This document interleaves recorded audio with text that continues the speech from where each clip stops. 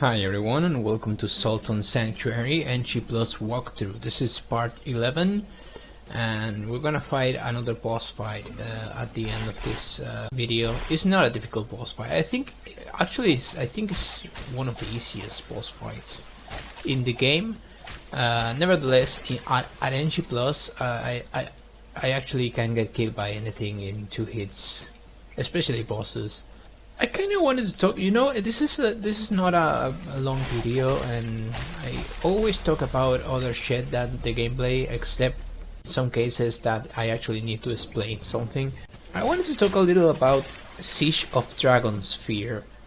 Siege of Dragonsphere is an expansion for Baldur's Gate Enhanced Edition.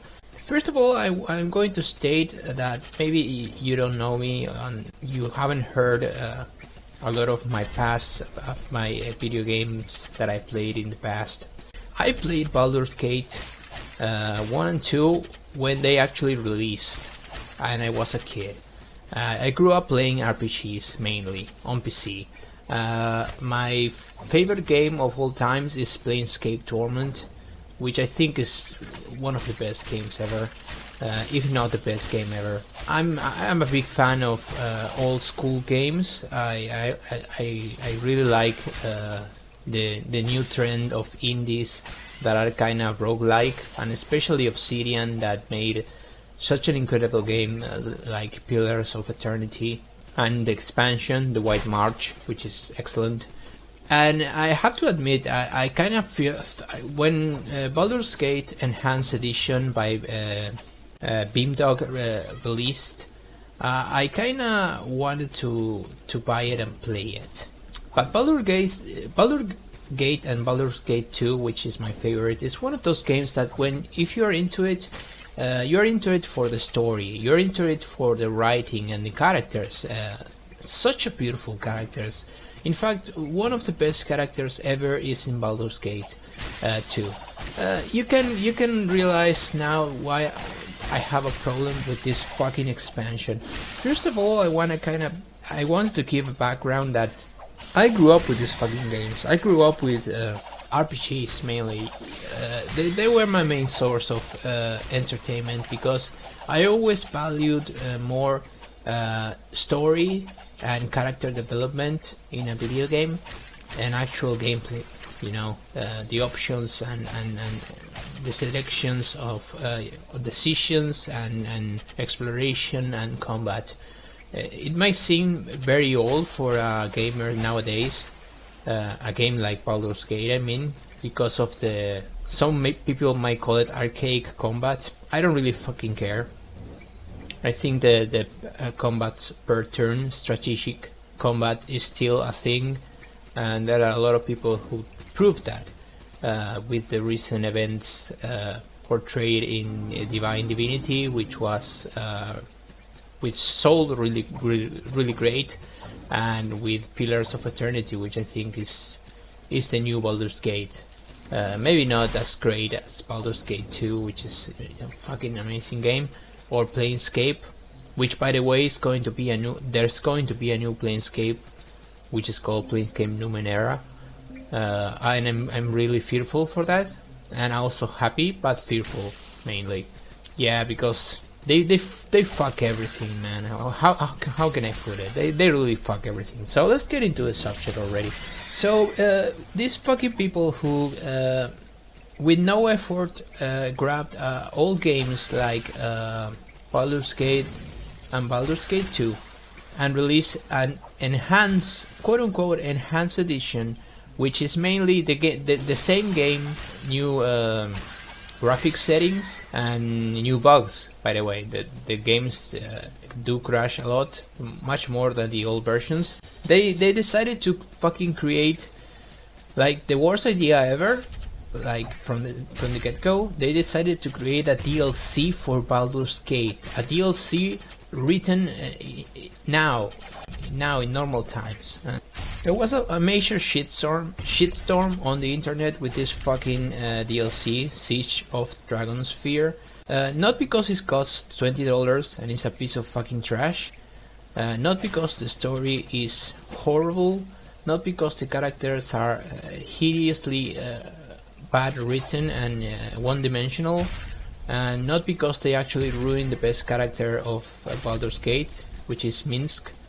Not because all of these things, not because the DLC is actually trash, it's actually a horrible DLC, but because they kinda claimed that one of the main characters, new characters of this DLC, was a transgender character. You know, he was born a male and wanted to become female. In medieval times, yeah, in medieval times. And I guess, she is a female actually in DLC. So I don't know what the fuck is going on there. I actually know what the fuck is going on there, and that's the topic that I wanted to talk about a little. So the writer of this fucktastic medieval story, the woman who I think is the co-writer, I if you care, just look at the name, look up for the name. I think it's Amber something. I don't really care much, but the problem with this writer is that she's a social justice warrior. She defines herself as a social justice warrior. And what's the problem with this fucking definition? Well, the same problem with this fucking boss fight. She spills poison with every single fucking sentence, and she kind of tried for the story, like not taking the rest of the DLC, just the story and characters and what they actually wrote. It's like Mass Effect all over again.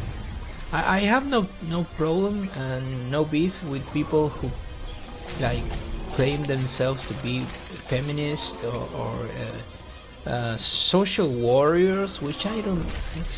This is fucking internet all over again. This is internet acting up. This is not people, or maybe people is as stupid as the internet portrays them.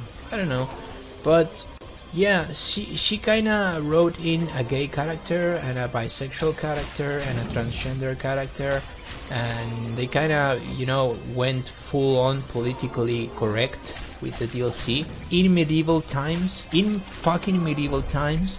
And you kinda don't do that. You kinda write a story, and then if you want political correctness in your story, then you write some characters that are homosexual or bisexual or whatever. But it has to adjust to the fucking story and be logical. And this is what this fucking DLC is not. Beyond that, the DLC itself is fucking trash. This is Mass Effect all over again. Like the fucking David Gaither wrote Mass Effect 3, and suddenly we were having a bisexual characters. All characters were bisexual, basically. They all hit on you, whether you were a female or a male. You have a pilot who is homosexual who constantly hits on you, even though you never ask. You know, you don't ask these characters. This is the same shit that happens in Siege of Dragonsphere. You don't ask for this character's sexuality. You are confronted by them. Like, imagine this is in the normal life. Like someone says, "Hey, hi, how are you? I'm fucking bisexual.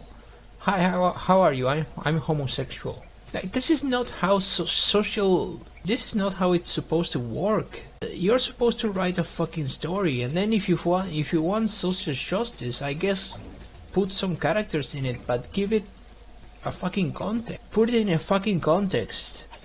Don't design the story around social justice. I don't really want to keep talking about this. I don't have anything.